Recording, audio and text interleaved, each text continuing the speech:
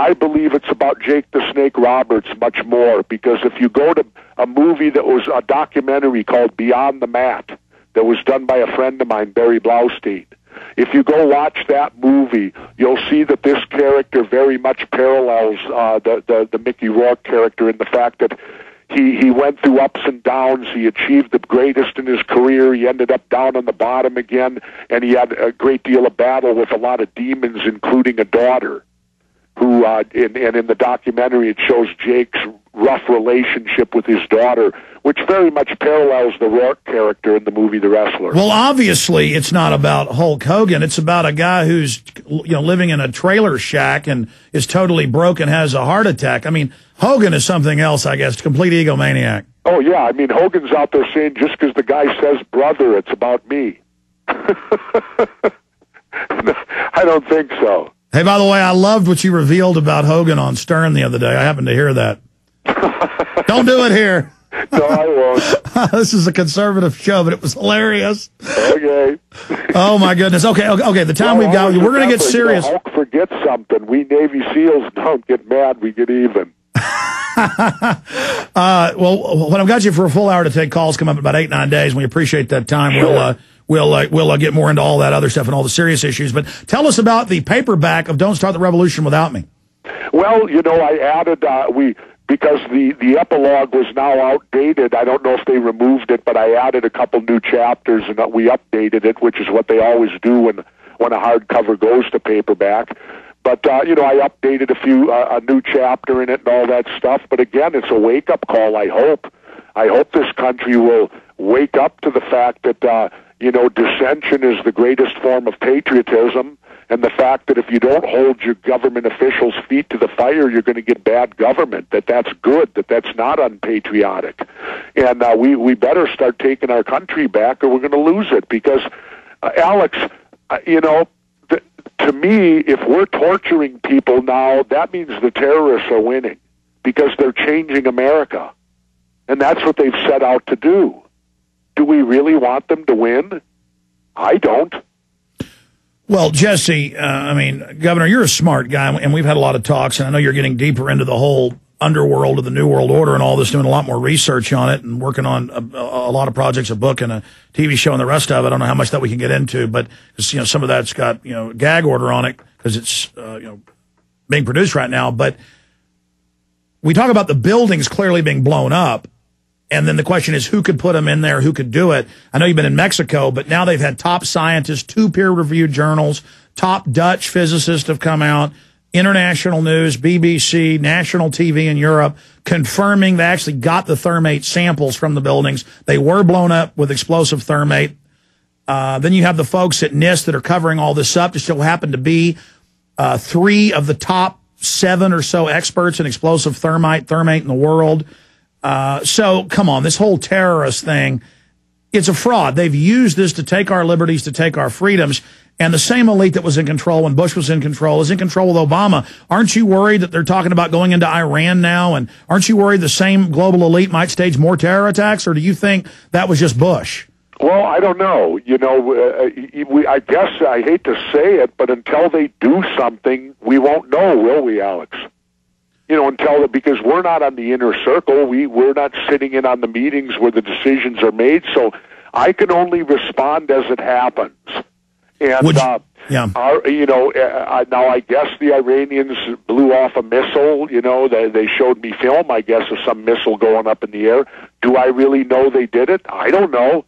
You get to the point, especially with our news media today, that you don't know what to believe and what not to believe. Yeah, you were telling me initially you come out and they make you believe something, and then 4 to 6 months later you learn other things that make you disbelieve what they were told you. So when they tell me something today, I don't know whether to believe it or not.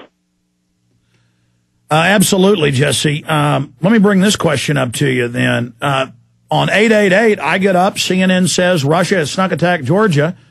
Then I get to the office and I'm watching foreign TV and even reading, down deep in the Associated Press that Georgia snuck attacked South Ossetia, and then 2 days later they admitted, okay, it was all a PR stunt. NATO and U.S. troops were there advising the sneak attack on the Russians.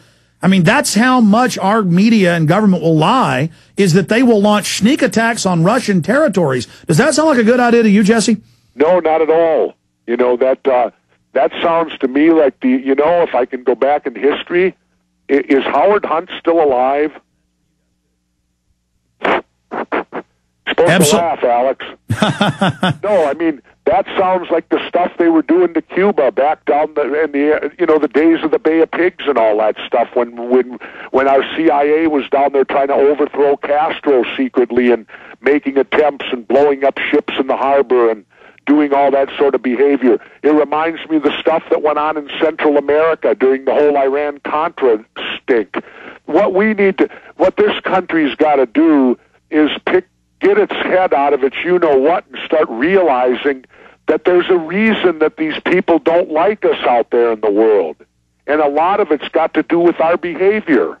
I agree. And this corrupt offshore elites that are using the United States as their tool or their front man, their strong man, their engine to carry this out. Can you talk about what we discussed this morning in that conversation about how you're discovering more and more stuff? You're writing a book about conspiracies, the point about Lincoln, or do you want to just not get into that? Oh, no, that's fine. The story I can tell you is this. You know, Dick Russell, my co-writer, he brought this to my attention. He sat me down, and we were down together in the Baja, and he just looked at me and he said, Governor, he said, what do you know about the murder of Abraham Lincoln? What were you taught in school? And I said, well, what I recall that I was taught in school was that Abraham and his wife went to the movie theater, the Ford Theater, and that John Wilkes Booth snuck up behind him, shot him in the head, tried to jump from the balcony, hooked his leg on something or other, broke his leg. They trailed him to a cabin and killed him, burnt him or whatever.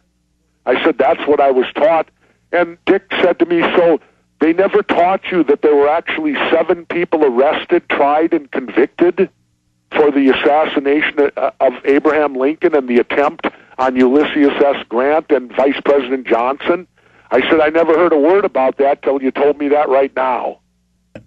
And so what causes me concern is that, I don't know, why don't we put that in our school books about what really happened, that there was this literal attempt from the Confederacy to assassinate 3 of the top Union leaders, the president, the vice president, and General Grant.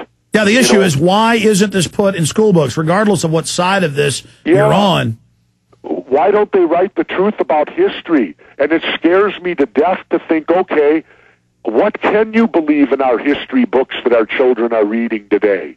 You know, are they going to continue to tell us that Lee Harvey Oswald killed Jack Kennedy when there's enough evidence out there that indicates if he did take part in it, he certainly didn't do it alone? Well, Governor, here's another one. It is mainline history, even in Shire's Rise and Fall of the Third Reich, Pulitzer Prize winning. It's in all the major mainline history books, but it's never on Discovery Channel, History Channel, the news.